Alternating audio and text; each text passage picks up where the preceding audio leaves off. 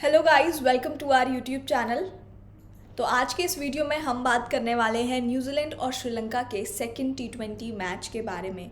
First टी20 match already इनके बीच हो चुका है, जिसमें श्रीलंका ने सुपर ओवर्स में अपनी जीत दर्ज कर ली थी। तो अब ये जो सेकंड मैच है वो काफ़ी ज़्यादा इंटरेस्टिंग होने वाला है। क्या वापस से श्रीलंका अपनी जीत को बरकरार रखेगी या फिर ये वाला मैच न्यूजीलैंड जीत जाएगी। साथ ही न्यूजीलैंड के लिए ये वाला मैच काफ़ी इम्पॉर्टेंट रहने वाला है अगर उन्हें ये सीरीज़ जीतनी है तो। अब इस मैच की अगर मैं बात करूं तो 5 अप्रैल सुबह 6:30 बजे मैच स्टार्ट हो जाएगा। यूनिवर्सिटी ओवल न्यूजीलैंड यानी कि न्यूजीलैंड के होम ग्राउंड में ये सीरीज़ चल रही है और यहाँ पर यूनिवर्सिटी ओवल में ये मैच खेला जाएगा। तो इस वीडियो में मैं आपके साथ बहुत सारी डिटेल शेयर करने वाली हूँ, जैसे कि पिच रिपोर्ट जानेंगे यूनिवर्सिटी ओवल की क्या पिच रिपोर्ट कहती है, बैट्समैन को ज़्यादा सपोर्ट मिलने वाला है या फिर बॉलर्स को, वेदर रिपोर्ट्स क्या रहने वाली है, लास्ट मैचेस जानेंगे दोनों ही टीम्स के, head to head team analysis, team comparison, playing 11, dream 11, toss prediction और साथ ही जानेंगे कि इस मैच को कौन जीत सकता है।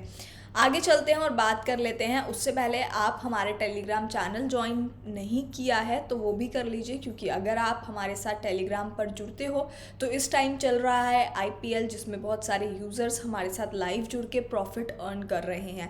तो अगर आप लोग भी आईपीएल में प्रॉफिट अर्न करना चाहते हो या लॉस रिकवर करना चाहते हो तो बिल्कुल सही प्लेटफॉर्म पर आप आ चुके हो। जी हाँ, कैश करले पर लाइव होते हैं, क्रिकेट एक्सपर्ट्स आपको एंट्रीज बताते हैं, 100% लॉस कवर करवाया जाता है, लाइव गाइडेंस मिलता है जो आपको कहीं और नहीं मिलता है।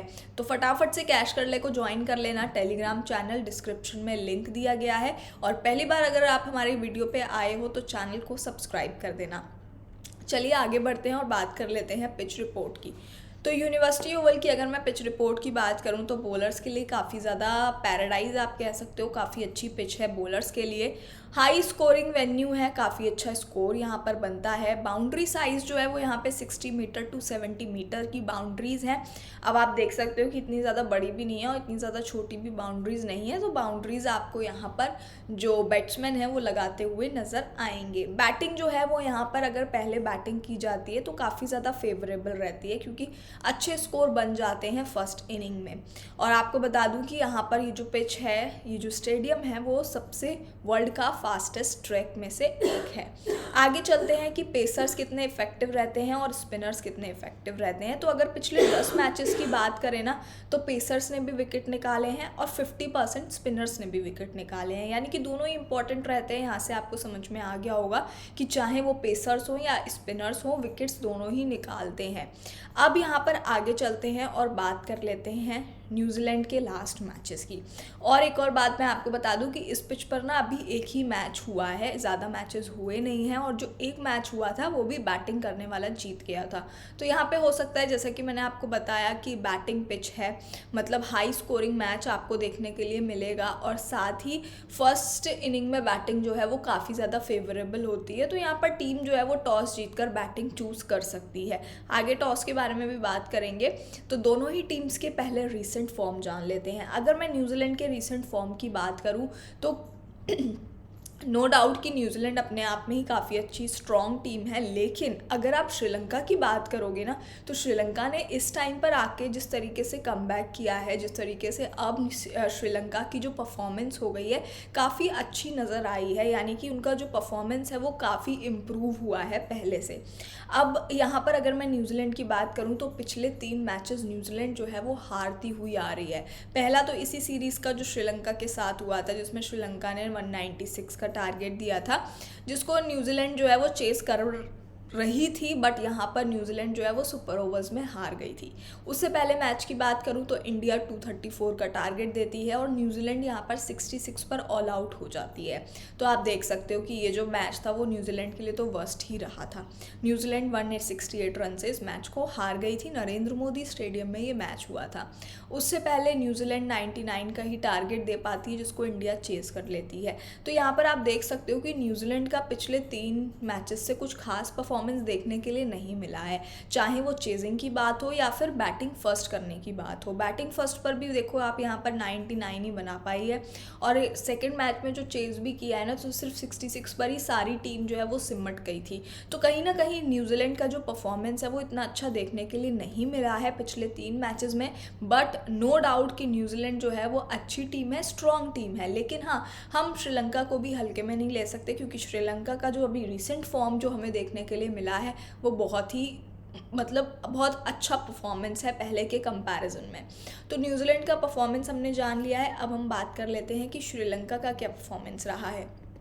तो श्रीलंका के अगर पिछले 3 मैचेस की बात करें तो 3 में से 1 मैच हारी है और 2 जीती है, यानी कि इस सीरीज़ का पहला मैच तो जीती गई थी, जैसा कि मैंने आपको बताया सुपर ओवर्स में 196 का टारगेट देती है और वहाँ पर न्यूजीलैंड जो है वो चेस कर लेती है।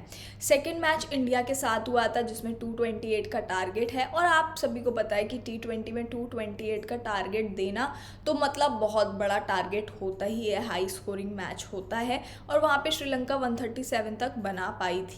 उसके बाद श्रीलंका 91 रन से हार गई थी। लास्ट थर्ड मैच की बात करूं तो वो भी इंडिया के साथ हुआ था। अब आप इसमें देखोगे श्रीलंका पहले बैटिंग की है और 206 का यहाँ पे स्कोर जो है वो बनाकर दिया था, जिसको इंडिया चेज नहीं कर पाई थी। अब आप यहाँ पर तीनों मैचेस में देखो कि अगर 3 में से 2 मैचेस में श्रीलंका ने पहले बैटिंग की है तो 190-200 तक का स्कोर बनाने की कैपेबिलिटी रखती है। तो अगर इस वाले मैच में भी अब आप सेम समझ जाओ कि अगर न्यूजीलैंड को ये मैच जीतना है तो कहीं ना कहीं स्कोर जो है वो हाई स्कोरिंग बनाना पड़ेगा। अगर ये स्कोर जो है वो 200 से अबव बनता है तो कहीं ना कहीं श्रीलंका को चेस करने में प्रॉब्लम आ सकती है, लेकिन अगर ये 200 से अबव नहीं बनता है तो श्रीलंका इतनी कैपेबिलिटी रखती है कि 200 तक का स्कोर भी चेस कर सकती है। आगे चलते हैं तो दोनों ही टीम्स के रीसेंट फॉर्म मैंने आपको बता दिए हैं। न्यूजीलैंड पिछले 3 मैचेस लगातार हारती हुई आ रही है, वहीं श्रीलंका की अगर बात करें तो 3 में से 1 मैच हारी है, 2 मैचेस जीती है। आगे हम बात कर लेते हैं कि क्या दोनों टीम का कंपैरिजन रहा है।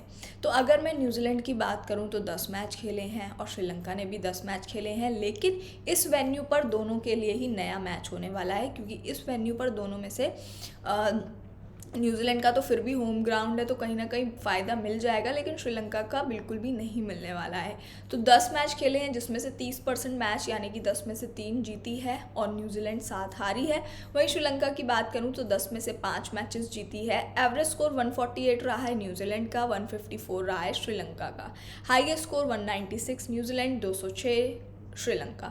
तो आप यहाँ पे देख सकते हो कंपैरिजन में कि श्रीलंका का जो परफॉर्मेंस है वो काफ़ी ज़्यादा इम्प्रूव हुआ है और विनिंग परसेंटेज भी कहीं ना कहीं न्यूजीलैंड से ज़्यादा है, 1-2 मैचेस से ज़्यादा, बट हाँ न्यूजीलैंड से ज़्यादा है। तो आप यहाँ से समझ सकते हो कि दोनों ही टीम्स जो हैं वो काफ़ी अच्छी टीम्स हैं।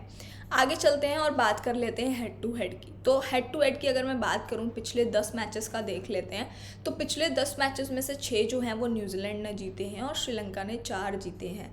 यानी कि अब आप यहां से समझ सकते हो कि हेड टू हेड में कहीं ना कहीं न्यूजीलैंड भारी पड़ती है श्रीलंका पर। ठीक है, तो यहाँ पर भी भले ही पहला T20 मैच नहीं जीता हो, बट स्टिल न्यूजीलैंड टीम के पास जो प्लेयर्स हैं वो काफ़ी ज़्यादा कह सकते हो स्ट्रॉन्ग हैं एज़ कम्पेयर टू श्रीलंका, क्योंकि इनका जो पहला T20 हुआ उसमें भी चेस पूरी तरीके से हो गया था, बस सुपर ओवर्स में श्रीलंका जीत गई थी, नहीं तो न्यूजीलैंड ने पूरा चेस किया ही है। तो यहाँ पर कहीं ना कहीं आप देख सकते हो कि थोड़ा सा जो न्यूजीलैंड का पड़ रहा है वो आपको भारी नज़र आएगा श्रीलंका के साथ। आगे चलते हैं और बात कर लेते हैं न्यूजीलैंड के प्रोबेबल प्लेइंग 11 की।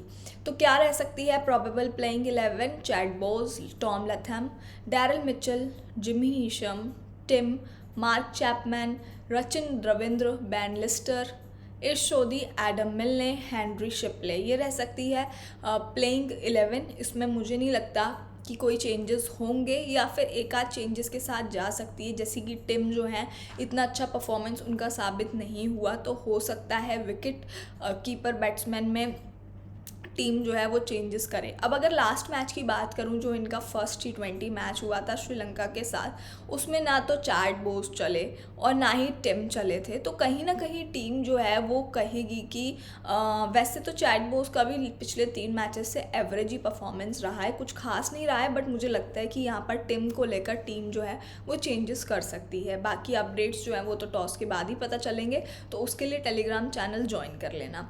तो चैट बोस की अगर मैं बात करूँ तो पिछले 3 मैचेस से कुछ खास परफॉर्मेंस देखने के लिए नहीं मिला है, कुछ ही बॉल्स खेलते हैं और उसमें आउट हो जाते हैं। उसके बाद टॉम लथम की बात करेंगे तो इनकी भी काफ़ी अच्छे विकेट कीपर हैं, इंपॉर्टेंट रहेंगे। आप चाहो तो एज अ विकेट कीपर या फिर बैट्समैन में भी आप रख सकते हो, अच्छा स्कोर करके दे देते हैं, मतलब पता है इनको कैसे खेलना है, तो कहीं ना कहीं इंपॉर्टेंट तो रहने वाले हैं। डैरेल मिचेल काफ़ी अच्छे ऑलराउंडर हैं, लास्ट मैच में 3 विकेट निकाले थे और ये काफ़ी कह सकते हैं कि न्यूजीलैंड के पास एक जो प्रॉपर ऑलराउंडर का रोल निभाने वाले हैं, क्योंकि ये हो गए डैरेल मिचेल, जिम्मी नीशम, दोनों ही काफ़ी इंपॉर्टेंट ऑलराउंडर्स रहने वाले हैं। आप चाहो तो अपनी ड्रीम 11 में भी पिक कर सकते हो। तो डैरेल मिचेल की बात करूँ तो बैटिंग करके भी काफ़ी अच्छा परफॉर्मेंस दिया था, साथ ही बॉलिंग से भी 3 विकेट्स इन्होंने निकाल लिए थे। जिम्मी नीशम का भी बैटिंग से काफ़ी ठीक दिया था, एवरेज था 10 बॉलों में 19 रन और साथ में बॉलिंग में भी दिया। तो ये तो इंपॉर्टेंट रहने ही वाले हैं, काफ़ी अच्छे ऑलराउंडर्स हैं न्यूजीलैंड के पास। बाकी टीम का मैंने आपको बता ही दिया कि कुछ खास नहीं मिला है परफॉर्मेंस पिछले 3 मैचेस से और इतने अच्छे हैं भी नहीं बैट्समैन, तो मुझे लगता है कि न्यूजीलैंड यहाँ पर चेंजेस कर सकती है इनको लेकर। मार्क चैपमैन की बात करूँ तो बैटिंग से इन्होंने एवरेज रन दे दिए थे और एक आध ओवर डलवाया गया था बॉलिंग का और उसमें विकेट नहीं आए थे, तो हाँ बैटिंग से कर टीम को दे रहे हैं। रचिन रविंद्र की बात करूँ तो इनका भी बैटिंग से अच्छा आ जाता है परफॉर्मेंस, भले ही बॉलिंग में लास्ट में नहीं कर पाए थे, 4 ओवर टीम ने इनसे डलवाए थे जिसमें विकेट तो एक भी नहीं निकला, 50 रन दे दिए थे। तो कहीं ना कहीं ये है कि एक आध ओवर टीम इनसे डलवाए, बाकी बैटिंग से तो आपको एवरेज करके दे ही रहे हैं। बैन लिस्टर की बात करूँ तो ये भी ऑलराउंडर हैं और विकेट निकाला था इन्होंने लास्ट मैच में, और बॉलिंग जो है बैटिंग से एक बॉल ही खेली थी, तब तक ओवर्स जो हैं वो पूरे हो गए थे, तो इतना ज़्यादा मौका मिला नहीं है। और जहाँ पर भी पिछले 3 मैचेस से, क्योंकि एक तो लास्ट में आते हैं तो मोस्टली जो है 20 ओवर कंप्लीट ही हो जाते हैं, तो ठीक है। लेकिन हाँ बॉलिंग से आपको विकेट निकाल कर एक आध दे सकते हैं। इश सोधी की बात करूँ तो right arm leg break bowler है और पिछले 2 मैचेस से विकेट नहीं निकला है, बट हाँ परफॉर्मेंस काफ़ी अच्छी है, सामने वाली टीम्स को रन्स कम देते हैं, तो आपके लिए इम्पॉर्टेंट रहेंगे, आप ड्रीम 11 में ले सकते हो सेफ ऑप्शन के तौर पर। एडम मिलने की बात करूं तो राइट आर्म फास्ट बॉलर हैं, कंसिस्टेंट हैं और इम्पॉर्टेंट रहेंगे, चाहो तो आप जा सकते हो इनके साथ। बाकी हेनरी शिपले का भी पिछले 3 मैचेस से काफ़ी अच्छा परफॉर्मेंस रहा है, विकेट्स निकाल लेते हैं, तो आप चाहो तो ले सकते हो। बाकी सेफ ऑप्शन के साथ जाना है तो एडम मिलने भी सेफ रहेंगे, और वहीं इश सोधी काफ़ी अच्छे बॉलर हैं, लेग ब्रेक बॉलर। तो यहाँ पर मैंने आपको इम्पॉर्टेंट बता दिया है कि जो ऑलराउंडर से बात करूँ, बैट्समैन की अगर मैं बात करूँ तो टॉम आपके लिए सेफ ऑप्शन रहेंगे। ऑलराउंडर्स में डैरेल मिचेल, जिम्मी नीशम के साथ आप जा सकते हो। बाकी बॉलर्स में इश सोधी, एडम मिलने और थोड़ा सा और अगर बॉलर्स को ले रहे हो टीम में तो हेनरी शिपले भी आपके लिए अच्छे ऑप्शन है न्यूजीलैंड से। तो ये मैंने आपको न्यूजीलैंड की प्लेइंग 11 बता दी है और साथ ही जो कौन से इंपॉर्टेंट प्लेयर्स रहने वाले हैं उस पर भी मैंने आपको बता दिया है। आगे चलते हैं और श्रीलंका की बात कर लेते हैं। तो श्रीलंका की अगर मैं प्रोबेबल प्लेइंग 11 की बात करूँ तो पथुम निशंका, कुशल मेंडिस, कुशल पेरारा, दसुन शंका, चरित अशलंका, वानिंडू हसरंगा, प्रमोद मधुशन, महीश तीक्षणा, कसुन रजता, चमिका और दिलशन मधुशंका, ये रहने वाली है हमारी श्रीलंका की प्रोबेबल प्लेइंग 11। और इसमें मुझे लगता है कि एक आध चेंजेस जो हैं वो श्रीलंका कर सकती है, बाकी देखते हैं क्या चेंजेस होता है। अगर मैं यहाँ पे पथुम निशंका की बात करूँ तो लास्ट मैच में फ्लॉप रहे थे, बाकी अच्छे बैट्समैन हैं, ठीक कर देते हैं, अच्छा परफॉर्मेंस कर ही देते हैं, लेकिन हाँ लास्ट मैच में नहीं चले थे। कुशल मेंडिस की बात करूँ तो कुशल मेंडिस भी ठीक है, विकेट कीपर, अच्छे विकेट कीपर हैं, आप चाहो तो टीम में ले सकते हो। और पिछले 3 मैचेस से कुछ खास परफॉर्मेंस तो नहीं आ रहा है, लेकिन अच्छे प्लेयर हैं, जब चलेंगे तो आपको परफॉर्मेंस करके दे सकते हैं। कुशल पेरेरा की बात कर लेते हैं तो ये भी विकेट कीपर बैट्समैन है और अच्छा परफॉर्मेंस लास्ट मैच में तो इनसे देखने के लिए मिला था, 45 बॉल्स में 53 रन इन्होंने बनाए थे। दशुन शंका की बात करूँ तो बैटिंग में तो कुछ नहीं किया लास्ट मैच में, बट हाँ बॉलिंग से आपको 2 विकेट्स निकाल के दिए थे, तो कहीं ना कहीं आप कह सकते हो कि हाँ बॉलिंग से तो कंसिस्टेंट है ही, तो आप allrounder as a allrounder pick कर सकते हो अपनी टीम में, क्योंकि बॉलिंग से तो कंसिस्टेंसी नज़र आ ही रही है।